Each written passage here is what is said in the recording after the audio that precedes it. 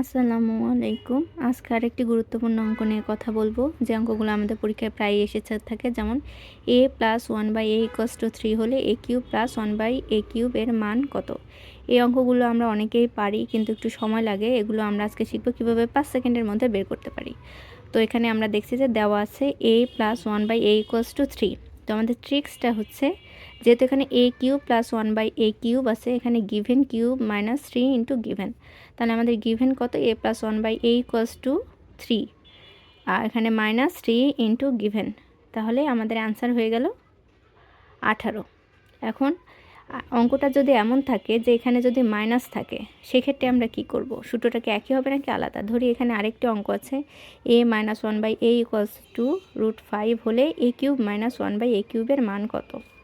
তাহলে এখানে আমাদের দেওয়া আছে a - 1/a = √5। এখানে আমাদের সূত্র হবে গিভেন কিউব +3 ইন্টু গিভেন। তার মানে আমরা একটু যদি খেয়াল করি, আমাদের গিভেনের মাঝে যদি মাইনাস থাকে, তাহলে আমাদের সূত্রটা হবে given cube +3 into given.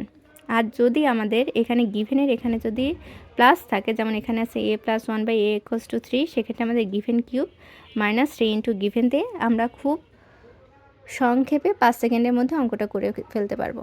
Thank you.